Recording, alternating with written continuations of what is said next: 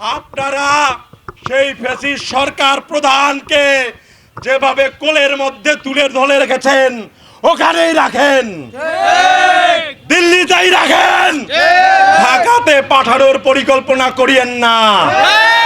তারাগঞ্জে বীর মুক্তিযোদ্ধাকে বিজয়ের মাসে জবাই করে হত্যা করা হয়েছে।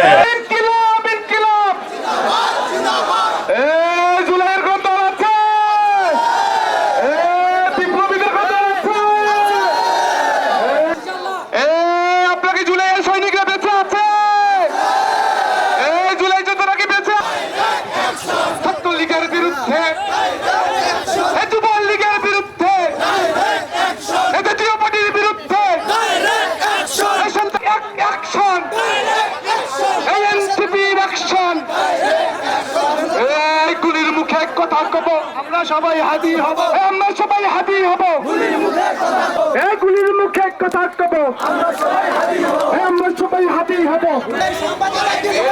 আমার ভাইয়ের হামলা কেন বসিয়েছি? সুতরাং আমরা এই সরকারকে কাছে আবেদন করতে চাই এবং এই সরকারকে আলটিমেটাম দিতে চাই।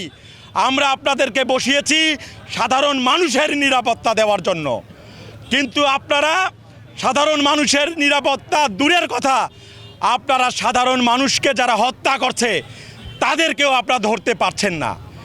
একই সঙ্গে এই হত্যাকারীরা নির্বিঘ্নে এই দেশ ত্যাগ করে পাশের দেশে চলে যাচ্ছে, চলে যাওয়ার পরে তাদেরকে আপনারা ধরার জন্য ব্যতিব্যস্ত হয়ে যাচ্ছেন।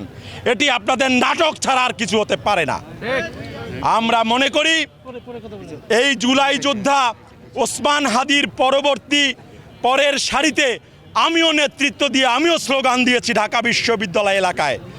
আজকে ওসমান হাদির উপরে বুলেট বিদ্ধ করা হয়েছে, কালকে যে আমার উপরে বিদ্ধ করা হবে না তার কি নিশ্চয়তা আমরা জানতে চাই। আজকে আমার উপরে বিদ্ধ করা হতে পারে, কালকে আমার অন্য সহযোদ্ধার উপরে বিদ্ধ করা হতে পারে। এভাবে সারা বাংলাদেশের সকল শ্রেণী পেশার মানুষকে হত্যা করার নীল নকশা হতে পারে। যারা জুলাই অভ্যুত্থানে নেতৃত্ব দিয়েছে, আমরা চাই এই ইন্টারিম গভর্নমেন্ট অতি দ্রুত সময়ে হয় পদত্যাগ করুক, অন্যথায় আইন শৃঙ্খলা পরিস্থিতি উন্নতি করে আমাদেরকে নিরাপত্তার ব্যবস্থা করে দিক।